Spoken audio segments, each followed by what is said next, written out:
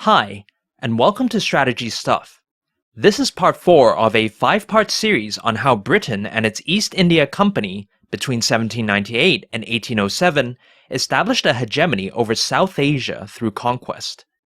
In the last part, the British had, for better or for worse, begun their reorganization of feudal Indian society, from the establishment of a landed gentry class to the insistence that everybody follow European standards of political behavior. At the same time, British India continued acquiring and absorbing subsidiary allies, extending its reach further and further into the subcontinent. Despite these achievements, however, the chief official of British India, Richard Wellesley, the Earl of Mornington, remained unsatisfied. In fact, with the downfall of his political patron back in Britain, he was now under increasing time pressure to fulfill his ambitions before his bosses in the East India Company removed him from office. This dynamic might have pushed Mornington to make his boldest move yet, an attempt to impose his authority over the great lords of the Maratha Empire. To be fair, Mornington's aggression was not the sole cause of the Second Anglo-Maratha War. Ever since the 1750s, the Maratha Empire, which dominated most of central, northern, and inland India, had entered into a prolonged political decay. First, the emperor lost power to his prime minister or Peshwa. Then, the Peshwa lost power to his subordinates, who became independent lords in all but name. By the 1800s, the empire had practically broken up into 4 domains, each paying only the most nominal lip service to Maratha unity. The Peshwa controlled the empire's southwest, while to his northeast lay the lands of the Holkar dynasty. The north, including the city of Delhi, was ruled by the Shinde dynasty, while a branch of the imperial house of Bhonsle dominated the empire's relatively poor east. This state of affairs has often been described as a Maratha confederacy, but by the 1800s, this term had become misleading. Unlike contemporary confederacies like Switzerland, by this time, the Peshwa and his central government had, basically, not even a sliver of authority over the lords, and in fact, were often bullied or even attacked by the latter. Despite this, Mornington and his officials continued to see the Marathas as a confederacy, and in doing so, fell into a conceptual trap. By believing that the Maratha lords were still part of a political hierarchy under the Peshwa, it naturally followed that, by seizing the Peshwa, the British would get to control all the Maratha lords. This was a basic misunderstanding of Maratha politics that seems to have occurred in spite of the extensive British spy effort, as we will see, and it goes to show that no amount of intelligence will be helpful if the interpretation of said intelligence is fundamentally flawed. This would not be the only time that the British made this mistake in the upcoming war. Turning back to the Marathas, similar to the other indigenous powers, throughout the late 18th century, the relentless competition between the lords drove each to begin centralizing their governments, both to boost taxation and to create Europeanized militaries with the help of European mercenaries. Out of the 4, Shinde and Holkar had made the most progress thanks to the relative wealth of their lands. By 1800, both states could each field at least 10,000 Europeanized sepoys, on top of an even larger number of traditional Indian light cavalry. Inevitably, the two became bitter rivals in the struggle for subcontinental hegemony. A key part of this struggle centered around control over the domain of the young Peshwa, Bajirao II. Initially, the ruler or Maharaja of the Shindes, Daulat Rao, held sway thanks to his alliance with Bajirao's regent. But in early 1800, said regent died, and a newly freed Bajirao began to plot Shinde's expulsion as well. Naturally, for this task, the Peshwa sought out the Holkars and their Maharaja, Yashwant Rao. Holkar went to war with Shinde in early 1801. Initially, operations were limited to the traditional light cavalry raiding along their mutual frontier zone, but in 1802, the Peshwa abruptly defected back to Shinde's side. In response, Holkar mobilized his sepoys and marched towards Bajirao's capital of Pune, where he defeated the combined Peshwa and Shinde armies, chased Bajirao away, and installed his own candidate as the new Peshwa. Dethroned and in grave personal danger, Bajirao fled to the Maratha port of Bassein, near British Bombay, and petitioned Mornington to restore him to power. On the surface, to have a ruler, or as Mornington saw it, the ruler, of the Marathas deep in Britain's debt was the opportunity of a lifetime. But with the political winds changing back in London, everybody could see that the Governor-General might not be in office for much longer, and as such, they began to voice different opinions. Even Mornington's own brother, Arthur Wellesley, the future Duke of Wellington, cautioned that the Maratha Empire was too quote-unquote rebellious to be a useful ally, and stabilizing it would spread British Indian forces dangerously thin across the subcontinent. As mentioned before, neither the pro nor anti-intervention factions really appreciated that vassalizing the Peshwa would only get them a limited chunk of Western India, rather than the whole empire. Regardless of the strengthening domestic opposition, Mornington was still in charge, and so, on the last day of 1802, he and Bajirao signed what was to be known as the Treaty of Bassein. In it, the British pledged to restore Bajirao as Peshwa, and in return, Bajirao pledged to expel all French personnel from the Maratha Empire, allow an EIC garrison at the capital Pune, and let the British dictate Maratha diplomacy. In so doing, the treaty turned the Peshwa into a British subsidiary ally, and by Mornington's reckoning, that gave him nominal control over the entire empire and by extension, almost all of South Asia.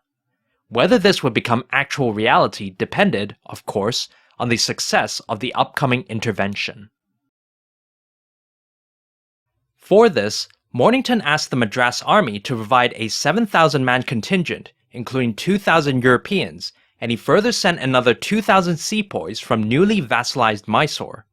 Once again, Wellington was put in command of this force, and while this decision was objectively sound, given Wellington's experience of the region during the Dhondi Awag campaign, Mornington's blatant patronage was increasingly galling to senior officers, and as a result, it triggered a cascade of resignations within the Madras army, including its commander-in-chief himself. Undeterred, in March 1803, Wellington set off to restore Bajirao as Peshwa. As expected, the connections he had built up with the local Maratha lords served him well, and the British met no resistance throughout their month-long campaign. Wellington even got the chance to demonstrate the power of his light and quick strategy, as his cavalry dashed for Pune in the final stretch, surprising Holkar into abandoning the city without a fight.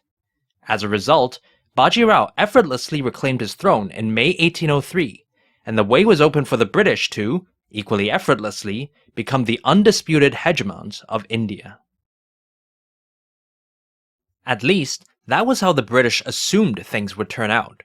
With Peshwa Bajirao restored in Pune, the British now had the displeasure of belatedly discovering that control over him meant very little when it came to vassalizing the other Maratha lords. Part of this was because the Peshwa himself had not regained his throne only to become a British puppet, and as such provided very little help. But in any case, the great lords of the empire were hardly going to hand over their power at the command of Bajirao, whose authority they, at the best of times, barely acknowledged. Instead, with Holkar withdrawing back to his lands, Shinde and Bhonsle now began marshalling their armies near the Peshwa's border, drawing out vassalization negotiations with the British in a bid to buy more time to prepare. At first, Mornington played along, but his initial optimism eroded over the next 2 months of fruitless and increasingly deceptive talk. Despite this, his overarching goal remained unchanged. If the Maratha lords would not be vassalized through diplomacy, then the British would impose it on them through force. So in August 1803, Mornington finally delivered an ultimatum to both Shinde and Bhonsle, demanding that they either demobilize immediately or else face war.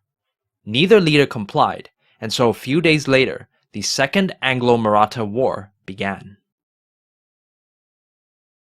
The war between British India and the Marathas was to be fought across the entire empire, but the decisive campaigns would occur within the 2 separate theatres of northern and west-central India respectively. The northern or Hindustani theatre was dominated by the upper Ganges plain and included the Mughal capital of Delhi, and would see the EIC's Bengal army advance against half of Shinde's force. That campaign will be the subject of the next chapter.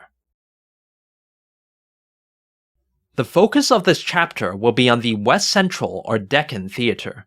This was where the Peshwa's capital of Pune was, as well as where half of Shinde's force and all of Bhonsle's had initially gathered. The region was the traditional military route between northern and southern India, and as such was dominated by some of the subcontinent's most renowned forts, each overlooking one of the many rivers that crisscrossed the area. By 1803, however, these fortresses, mostly held by Shinde, had become quite obsolete to modern artillery, and a major monsoonal drought meant that the rivers were not as impassable as they typically were. Instead, the real limiting factor would be the spiking logistics costs due to drought-induced crop failure, which pushed both the Marathas and especially the British to seek a quick decision before the financial strain became unbearable. As for forces, Wellington had with him the 10,000-strong EIC contingent that had restored the Peshwa, and on top of that, he now requested a further 10,000 cavalry from Hyderabad. Opposing him was the combined army of Shinde and Bhonsle, consisting of 15,000 sepoys and 40,000 light cavalry. These impressive Maratha numbers, however, belied a serious problem that was rapidly atrophying their power. As the prospect of actual fighting loomed, many mercenaries, both British and non-British, began to resign from Maratha service. The EIC encouraged and even managed this process, with the most dramatic results occurring over the course of the Hindustan campaign. But even in the Deccan, the loss of mercenary officers sharply reduced the tactical cohesion of Maratha units, while Wellington benefited from the operational intelligence these defectors often provided. But as mentioned before, all the intelligence in the world cannot help if the interpretation of said intelligence is flawed. Mornington made this mistake in the previous chapter. Now, it was his brother's turn to get the Marathas wrong. This time, the mistake was military. Having never really observed Maratha forces in battle, Wellington assumed that they would just be like what he had seen at Mysore, with below-average infantry and artillery, and above-average light cavalry. Based on this, Wellington expected that the Marathas would deploy a light cavalry-centric strategy, namely the wide-ranging plunder raids that the British had repeatedly insisted was the best strategy for indigenous militaries. Wellington devised his counter-strategy on that basis, which was a version of his light and quick strategy. Fully expecting that catching the Marathas would be far more difficult than defeating them in battle, Wellington organized his primary force to prioritize speed and aggression, rather than firepower, which was to be reserved for the siege train. His primary force would further split itself into two columns to cover as much land as possible, with the goal being to quickly identify and pin down enemy concentrations before defeating them in decisive battle. It was a strategy that worked well against the likes of Dondi Awag, but that was precisely the problem. The Marathas were not like Dondi Awag. While Shinde and especially Bhonsle did plan to raid the British rear, they primarily sought to repel the British through victory in pitched battle. This reflected Maratha confidence in their mercenary-trained sepoys, who not only fought tenaciously as infantry but, significantly, often outperformed the British when it came to handling artillery. In retrospect, the two rulers probably underestimated the damage that the mercenary exodus was doing to their units, but, being on the strategic defensive, they probably assumed that they could train up adequate replacements while they waited for Wellington's army to arrive. The start of the war in August 1803 saw Wellington's army opposite Ahmednagar, the first major fort north of the Peshwa's capital Pune.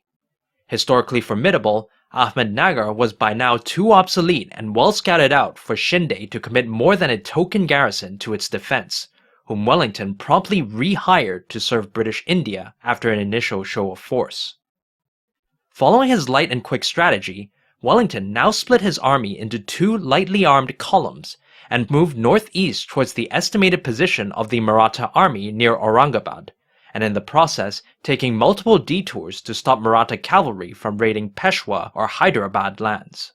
As a result, for the next 2 months, the British grew dangerously comfortable with both the idea of dispersing their forces and the belief that the Marathas would stick to traditional light cavalry warfare.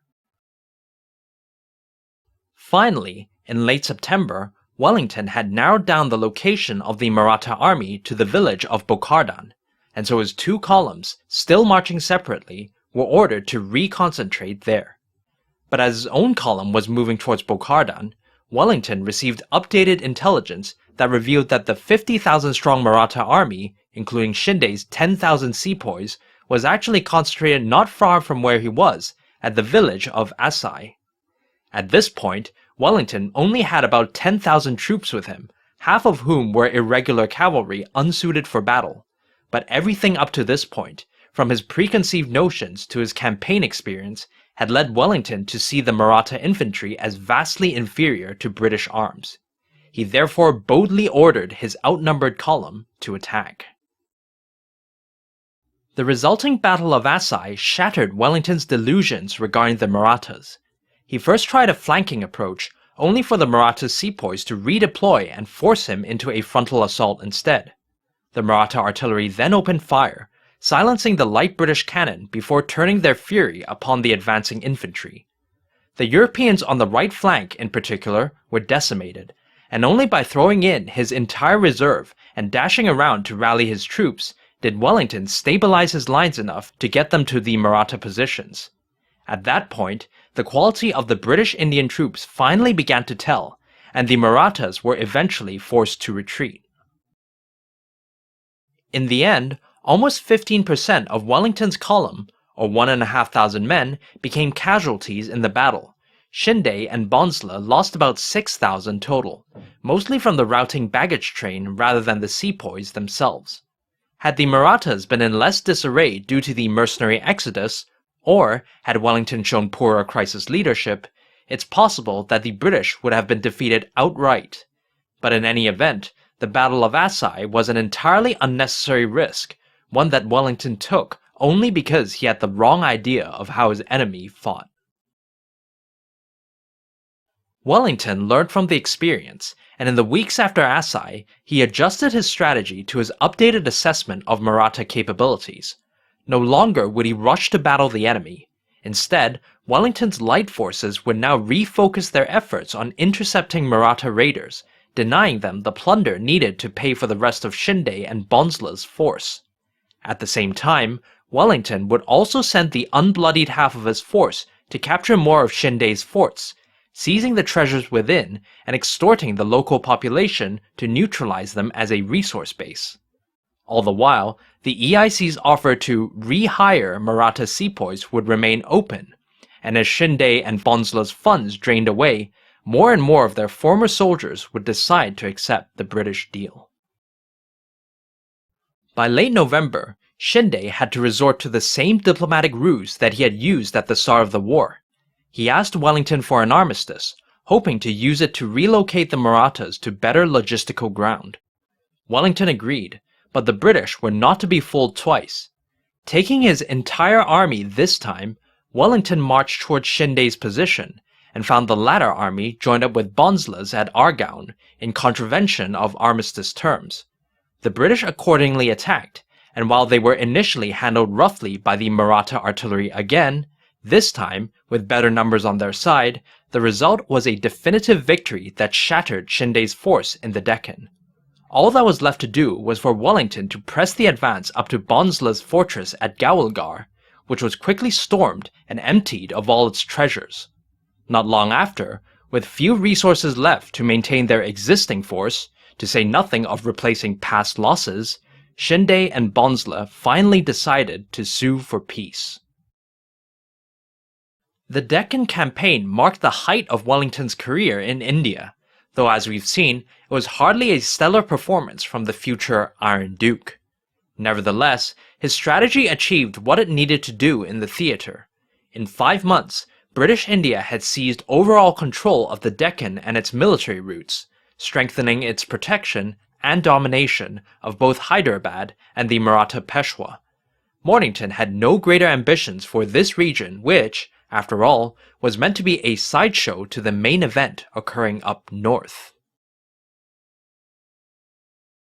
As implied in the previous chapters, when Mornington pondered whether to vassalize the Maratha Peshwa or not, he was not really focused on the value of the Peshwa's fairly marginal and war-torn domain.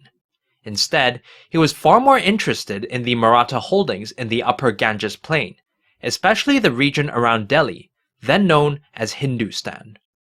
Fabled for its wealth and splendor, Mornington expected that Hindustan's capture would more than cover all the extra costs incurred during his governor-generalship, and therefore finally redeem his reformist policies in the eyes of his mercantilist bosses back in London. Equally importantly, Delhi was also where the Mughal Emperor was, and while, as mentioned in Part 1, the Emperor wielded little actual power, controlling him would let the British channel his great prestige to legitimize their rule throughout the subcontinent. Furthermore, though the British didn't know this at the time, controlling Hindustan would also allow the British to dominate the petty kings of neighboring Rajputana, whose tribute, fueled by the regional caravan trade network, was actually an easier source of income than Hindustan, whose wealth was largely dispersed amongst the feudal aristocracy. At the start of August 1803, Hindustan was held by the great Maratha lord, Daulat Rao Shinde, who used its aforementioned advantages to field a formidable sepoy army, half of which we've already seen in the Deccan. The other half of Shinde's force, numbering 15,000 sepoys and 20,000 light cavalry, was under the command of the French mercenary general Perron, who was now tasked with defending the region against the invasion of the EIC's Bengal army. Led by General Gerard Lake, the Bengal army, numbering about 10,000 soldiers, including several thousand Europeans, had spent much of 1802 suppressing a rebellion right on the Hindustani border, so the outbreak of war saw it well positioned for an immediate attack, just like in the Deccan. But unlike Wellington, Lake seems to have held a respectful opinion of Maratha capabilities from the start. This is not too surprising, given that both his and Shinde's sepoys basically came from the same population, and in many cases had even served in the opposing army. But no matter where it came from, Lake's realistic enemy assessment would do much to create an effective strategy for the upcoming campaign. True to its name, the Upper Ganges Plain is relatively flat throughout, with deserts or hills only emerging at the edges. The great rivers of the region, the Ganges in the north, the Yamuna in the center, and the Chambal to the south, were therefore the main obstacles to movement, but the monsoonal drought that was afflicting the Deccan at this time was also afflicting the region, which meant that the rivers posed no real challenge for either side. Similarly, the defenses of the region, including the famous Red Forts of Delhi and Agra, were hopelessly obsolete, given modern artillery and the limited number of troops fielded by both sides. So there was little stopping Lake from going where he pleased, but the same also held for the other side, with the Marathas or any other opportunistic ruler on the borderlands potentially able to strike wherever, whenever. Mornington had already given Lake a potential out by allowing the Bengal army to prioritize capturing Delhi over the defense of even Bengal itself. Nevertheless, similar to the underlying logic behind Wellington's light and quick strategy, Lake ultimately decided that aggression right from the start would give him the best chance to drive events towards a quick decision rather than a long, expensive stalemate. Unlike Wellington's initial instincts, however, Lake was not about to charge straight at the Maratha army. Rather, more like Wellington's later instincts, Lake would focus first on the denial of Maratha raiding and the capture of local forts, pinning down and starving out Shinde's soldiers in the process, until the Bengal army could easily defeat them with minimal risk. Lake's strategy would be helped by a truly impressive example of military subversion from Mornington. Despite pushing for the Europeanization of the subcontinent, the Governor-General was nevertheless interested in exploiting the mercenary attitude prevalent in South Asian military culture at the time, especially the practice of rehiring soldiers to fight for a new side. And of course, The people who most exemplified this attitude were the European mercenaries, in fact, for whom profit was the sole purpose of their service. Mornington had used subversion from the moment he arrived in India, but what he was about to do in Hindustan dwarfed anything done previously. Even before the Maratha War broke out, and while his emissaries were still negotiating with Shinde, Mornington's spies had already made secret offers to the mercenary leaders of Hindustan, up to and including the Maratha commander, General Peron himself. Raising the real fear of an unprofitable death on one hand, while offering a wad of EIC shares to be sold back in Europe on the other, Mornington had, in fact, secured Peron's allegiance a full 2 months before hostilities began. Similar efforts occurred at all levels of the mercenary hierarchy, triggering a cascade of defections and self-sabotage that a bewildered Shinde, despite his best efforts, was unable to stop. Like in the Deccan campaign, the results severely compromised Maratha tactical cohesion, but this was not the only outcome of Mornington's subversion in Hindustan. After war broke out in August 1803, Lake spent a month finalizing his preparations before advancing first against the major fort of Aligarh. On the way, he clashed with Shinde's army under the compromised General Peron, who put up a token resistance before falling back. This behavior finally confirmed Peron's unreliability to Shinde, and in response, the new Maratha lord hastily appointed a new French mercenary, Bourquin, to command. But unbeknownst to Shinde, this introduced an entirely new dynamic into the Maratha army, that of the French Revolution, since Bourquin supported the revolution while most of his compatriots remained royalist. As a result, the Maratha army in Hindustan split into pro- and anti-Bourquin factions, stoking mutual suspicion and hostility amongst the sepoys that persisted even after the French had left. Meanwhile, Lake had taken advantage of all this to storm Aligarh in a tough fight, after which he steadily proceeded up the road to Delhi.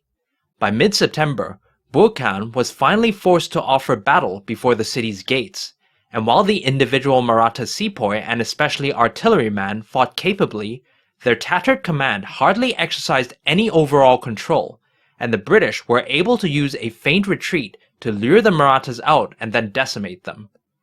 Delhi surrendered a few days later, and with it, British India not only became the new regents for the Mughal Emperor, but also obtained the surrender of a few sepoy units and even Bourquin himself, who was now sent back to Europe along with Peron.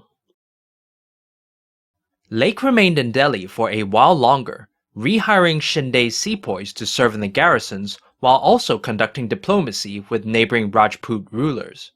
Finally, in early October, he marched to capture the second city of Hindustan, Agra. There, he was again met with a Maratha army in chaos, as the sepoys inside Agra's Red Fort locked out the reinforcements sent to strengthen them. Inevitably, both armies were soon defeated in detail, and with Agra's fall, Lake was now in overall control of Hindustan, having suffered barely more casualties than Wellington had done at the Battle of Assaye alone. All that was left to do was to remove the remnants of Shinde's army from the region, which occurred a few days later, as Lake located and attacked the retreating Marathas at Laswari. Once again, the individual Maratha soldier fought hard, but by this time they were far too small and demoralized to do anything more than delay the inevitable. With their defeat and subsequent dispersal, Shinde's power was definitively broken, not just in Hindustan, but also in Rajputana, whose petty rulers now flocked to place themselves under EIC protection. The bulk of British India's military effort during the Second Anglo-Maratha War was made in the Deccan and Hindustan campaigns, but all across central India, small detachments also launched their own attacks, particularly on the coasts, which Mornington wanted sealed off from non-British influence. By the end of December 1803, British India had reached a territorial extent not seen since the height of Mughal rule a century before. It directly or indirectly controlled almost everything between Delhi and the subcontinent's southern tip, and between Gujarat to Bengal. This represented more than a quadrupling of EIC territory, and all this was achieved within a mere 6 years. At this point, it must have seemed that all there was left for Mornington to do was to formally declare the EIC's full hegemony. With the might of Shinde and Bhonsle broken, both rulers had no choice but to sign subsidiary alliance treaties with British India. And despite the stated casus belli of the Second Anglo-Maratha War, which was to get the Maratha lords to submit to the authority of the vassalized Peshwa, the treaties also formalized the breakup of the Maratha Empire, as they sharply limited the Peshwa's power over the defeated lords, while mandating that all future communication between them be conducted via the British. And with the vassalization of the Marathas, there was really nobody else on the subcontinent with the ability to even approach the power that Mornington now wielded. But all was not as it seemed, and in fact, Mornington was slowly being overwhelmed by a multitude of problems. First, he was increasingly at odds with his officials and even his brother Wellington, who by now were fully opposed to further expansion and the overextension of EIC resources that it entailed. Second, the first reports on Hindustan were also coming in, and they definitely did not show the region as the land of easy tax and tribute that Mornington portrayed it as. This directly led to the third problem, as the enraged directors of the EIC, furious at being duped again, were now lobbying the new Prime Minister to remove Mornington, and slowly but surely they were succeeding. But fourth, and perhaps most ominously, the British were rather mistaken in assuming that they had secured full control over the entire Maratha Empire. After all, there was still one domain that they had not formally subjugated yet, that of Holkar. Thanks for watching the video, and please like, subscribe, and hit the bell button. If you have any questions, I'll be happy to answer them in the comments section.